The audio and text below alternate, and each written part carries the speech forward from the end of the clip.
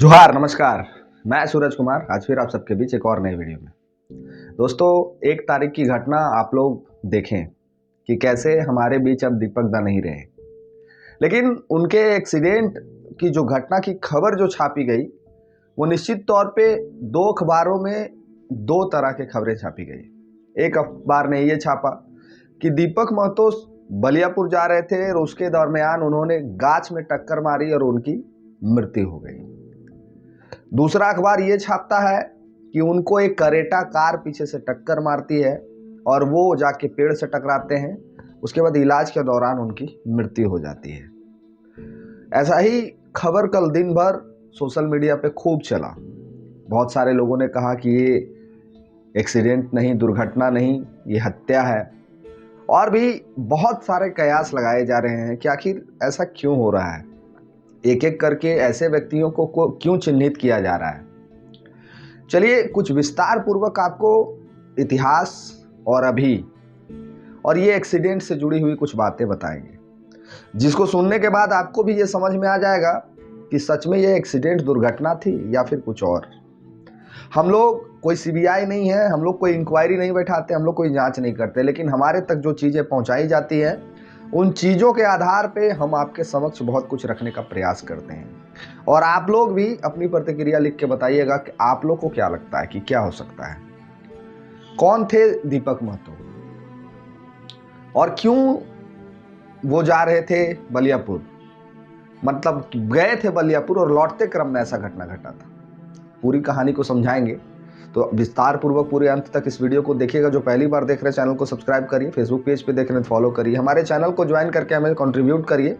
YouTube का स्थिति बहुत ख़राब है, हम लोग का चैनल का व्यू ख़त्म हो गया लगभग, तो आप कंट्रीब्यूट करिए, तभी हम लोग आपके लिए काम कर पाएंगे, आपके लिए आवाज़ उठा पाएंगे। 119 रुपये आपको लगेगा ज्वाइन करने में, तो ज़रूर ज्वाइन करके हमें सहयोग करिए। जो स्कैनर नंबर पर सहयोग करना चाहते हैं वो भी कर सकते हैं। तो चलिए बताते हैं।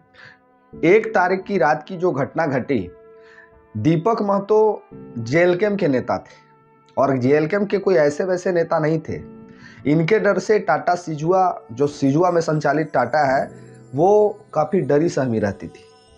जब जब ये समस्या लेके लोग इनके पास पहुंचे, ये गरीबों के आवाज़ बने।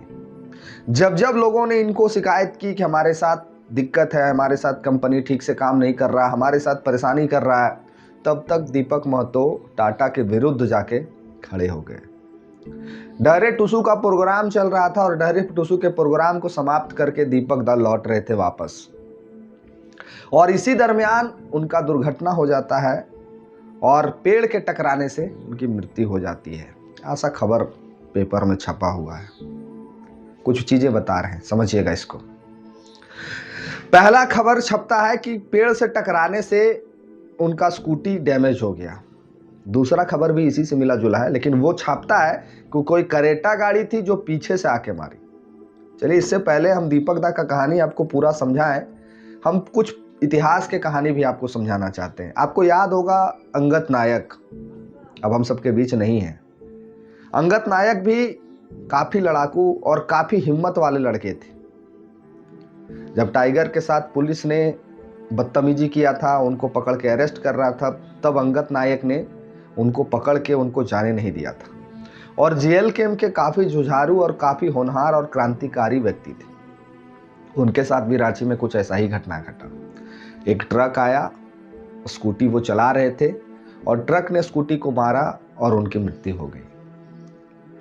और उसके बाद ना ही कोई जांच हुआ, ना ही कुछ पता चल पाया। हम लोगों ने स्वीकार लिया कि अंगद नायक का एक्सीडेंट हुआ, अब हम सबके बीच नहीं है। आज उनके बच्चों की स्थिति, उनकी पत्नी की स्थिति, उनकी माँ की स्थिति हम लोग देखे हैं। जेएलकेम परिवार से जब जब जो सहयोग बना हम लोग करने का प्रयास किए, लेकिन एक बेटा नहीं बन सकते हैं, एक पति नहीं बन सकते हैं, एक पिता नहीं बन सकते हैं। वो कमी वो बच्चों को, उनकी पत्नी को, उनकी माँ को जीवन भर रहेगी। क्यों अंगद नायक के साथ ऐसा हुआ? इसलिए अंगद नायक के साथ ऐसा हुआ, अंगद नायक भी हर वो विषय पे मोर्चा खोल के खड़े हो जाते हैं, हर वो विषय पे जनता के लिए खड़े हो जाते थे, हर वो समस्या पे जनता के बीच चले जाते थे और वो लोगों के नज़र में खटकने लगे थे। ठीक उसी प्रकार आज से कुछ दिन पहले तरुण महतो प्रकरण आपको याद होगा। तरुण महतो को भी लोग चुप कराने की ही तैयारी में थे। तरुण महतो को भी पूर्णतः चुप कराने की ही तैयारी में थे। संजोग किस्मत अच्छा था कि रात्रि 2 बजे उनकी पत्नी थाना पहुंच जाती है। अगर उनकी पत्नी 2 बजे थाना नहीं पहुंचती तो शायद तरुण महतो हम सबके बीच नहीं होते। कुछ ऐसी ही कहानी बना दी जाती, जैसे कि कल का जो कहानी आप लोगों ने सुना कि जमशेदपुर में एक बच्चे ने मोबाइल चोरी की, अजीत महतो, और उस बच्चे को थाना ने गिरफ्तार किया और उसके बाद उस बच्चे की मृत्यु हो जाती है। इसका कहानी पूरा विस्तार पूर्वक हम आपको आगे वाला वीडियो में सुनाएंगे। इस वीडियो में हम संक्षेप में आपको बता दे रहे हैं। उस बच्चे की मृत्यु हो जाती है। अजीत महतो मोबाइल चोरी किया था और उसी के आरोप में पुलिस ने उसको गिरफ्तार किया, और गिरफ्तारी के बाद जब पुलिस से पूछा गया तो पुलिस ने बताया कि नहीं, उस लड़के का मृत्यु हो गया। ठीक उसी प्रकार तरुण महतो के साथ भी ऐसा ही कुछ होने वाला था, लेकिन संजोग किस्मत ये अच्छा था कि उनकी पत्नी रात्रि के 2 बजे पहुंच गई और ऐसा घटना घटने से बच गया। हालांकि उनके साथ जिस तरह से मारपीट किया गया था ये किसी से छुपा हुआ नहीं है। आज भी वो उस तरह से स्वस्थ नहीं हुए हैं। आज भी वो स्वस्थ होने का प्रयास कर रहे हैं, डॉक्टर इलाज चल रहा है। सोचिए कितना लंबा समय बीत गया है और इतना लंबा समय बीतने के बाद भी वो पूर्ण रूप से स्वस्थ नहीं है। सोचिए किस तरह का उनके साथ व्यवहार किया गया था। दीपक महतो पे आते हैं। अब जरा कहानी को समझिएगा, एक्सीडेंट को समझिएगा। पेपर कटिंग ये कहता है कि एक्सीडेंट हुआ है पेड़ में मारने से और उनकी मृत्यु हो गई। दूसरा पेपर कटिंग ये कहता है कि कोई कार था जो पीछे से धक्का मारा और जाके पेड़ से टकरा गया। लेकिन मैंने भी उनके परिजनों से बात करने का प्रयास किया और उनके परिजनों ने जो मुझे कहा वो सुन के आप भी आश्चर्य हो जाइएगा। उनके परिजन ने जो मुझे बताया कि उनका जो मृत शरीर था वो पेड़ पे पाया गया और पेड़ से उनको नीचे उतारा गया। अब जरा एक्सीडेंट का हम आपको 2 विजुअल दिखा रहे हैं। पेपर कटिंग तो आपने देखा ही होगा, हम 2 उनका स्कूटी को दिखा रहे हैं। पीछे से ये स्कूटी को आप देखिए। इस स्कूटी का जो हेडलाइट, बैकलाइट जिसको कहते हैं, बैकलाइट अगर कोई कार मारेगा तो स्कूटी पूरा चापट हो जाएगा। अगर किसी व्यक्ति की मृत्यु हो जाती है तो अगर मारेगा तो पूरा स्कूटी चापट हो जाएगा कि नहीं हो जाएगा। जब तेज रफ्तार में कार मारेगा और कार इतना तेज मारा कि बैलेंस खराब होकर एक व्यक्ति जाके पेड़ से टकरा गया और इतना रफ्तार में मारा पेड़ में कि व्यक्ति ट्रांसफर होकर पेड़ पे चला गया। ऐसा ही कुछ हुआ है। कार ने टक्कर मारा, उनका पीछे का हेडलाइट टूटा, बैकलाइट टूटा, वो जाके तेज रफ्तार में गाछ को टक्कर मारे और उनका जो गाड़ी पे बैठा जो शरीर था वो जाके पेड़ पे लटक गया और उनकी मृत्यु हो गई। ये कहानी कुछ अजीब नहीं लग रहा आपको? ये कहानी आपको कितना सही लग रहा है कि ऐसा हो सकता है क्या?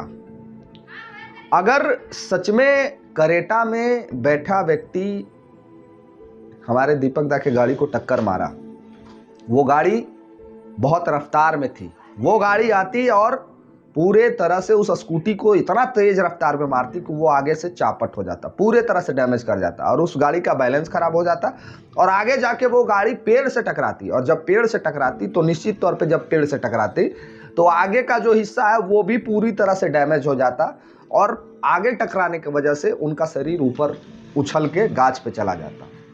ऐसा हो सकता था, लेकिन वो स्कूटी प्रमाण है कि ऐसा कुछ नहीं हुआ। अब क्यों दीपक महतो के साथ ऐसा घटना घटा?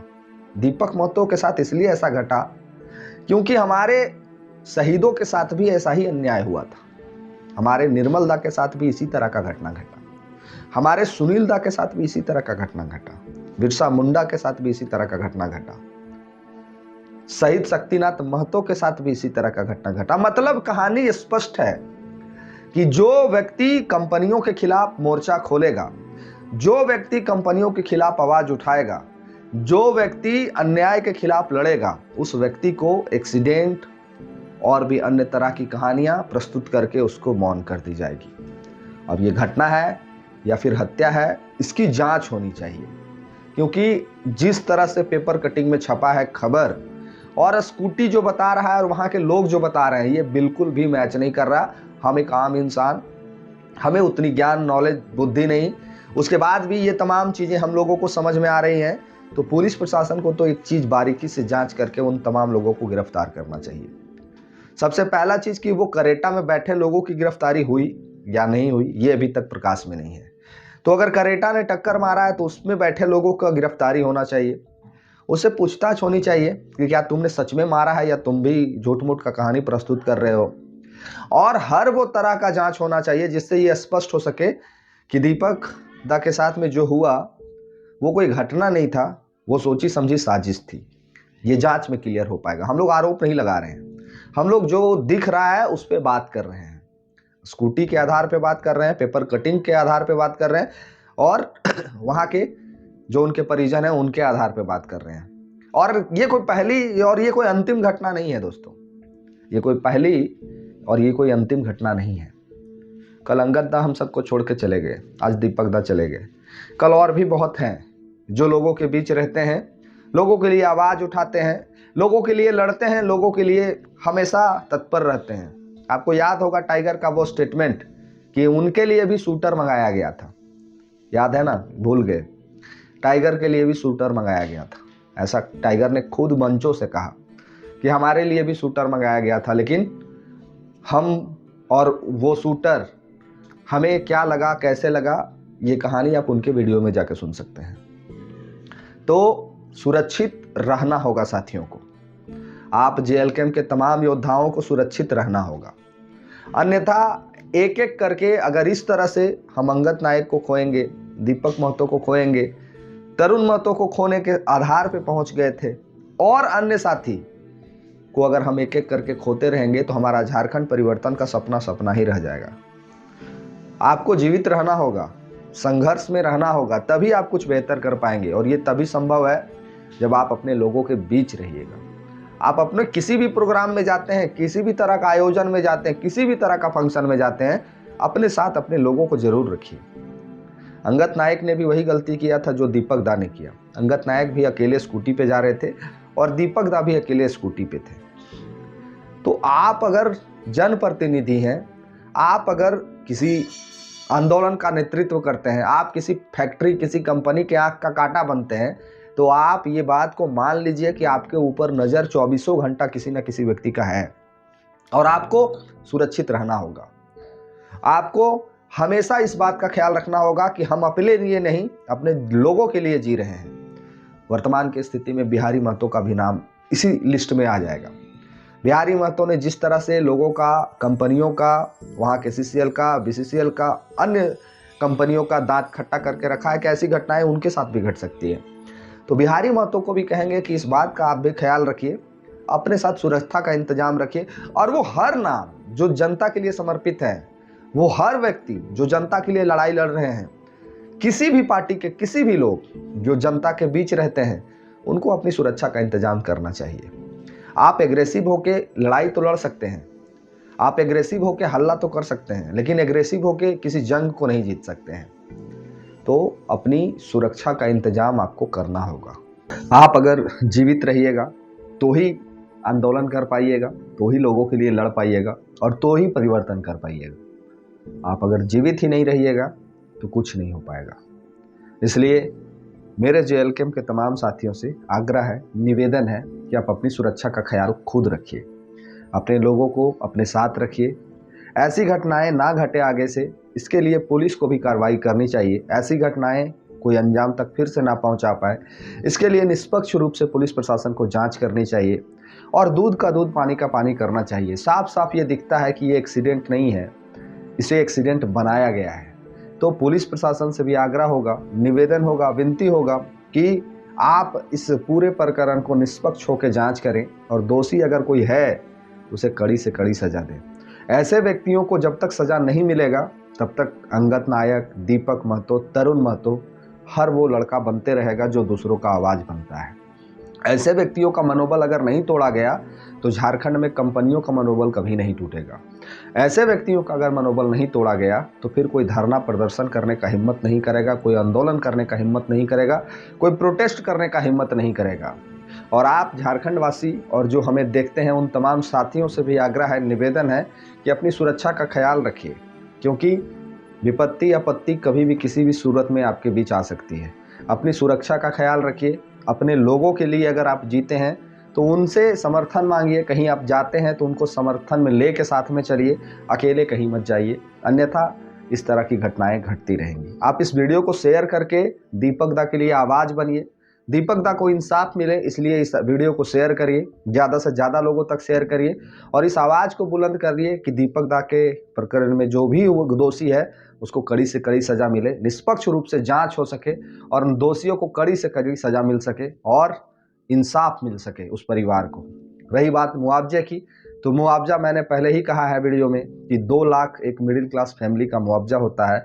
तो सरकार से और वहाँ के प्रशासन से अनुरोध होगा कि उस बच्चे के, जो उनके छोटे छोटे बच्चे हैं, उसकी स्कूली शिक्षा की व्यवस्था की जाए कि उसको जब तक वो पढ़ ना ले तब तक उसको फ्री में शिक्षा मिल सके।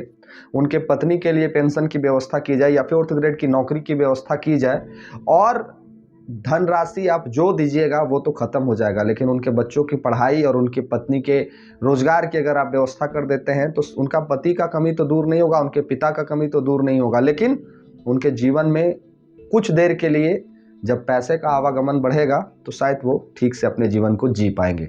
तो आप लोग से अनुरोध है कि इस आवाज़ को बुलंद करिए, इस वीडियो को शेयर करिए, जो पहली बार देख रहे हैं चैनल को सब्सक्राइब कीजिए, फेसबुक पेज पे अगर देख रहे हैं पेज को फॉलो कर लीजिए, हमारे चैनल से जुड़ने के लिए हमें ज्वाइन करिए, हमें सहयोग करिए और 119 रुपया का कॉन्ट्रीब्यूट करके आप हमारे चैनल से जुड़ सकते हैं। उसमें आपको डायरेक्ट नोटिफिकेशन जाएगा, जो अभी तक बहुत सारे साथी हैं जहाँ नोटिफिकेशन नहीं जा पा रहा है, अगर आप चैनल को ज्वाइन कर लेते हैं तो आप तक नोटिफिकेशन तुरंत चला जाएगा। तो 119 रुपया का ज्वाइन जरूर कर लीजिएगा। मिलते हैं किसी और वीडियो में। धन्यवाद। जोहार।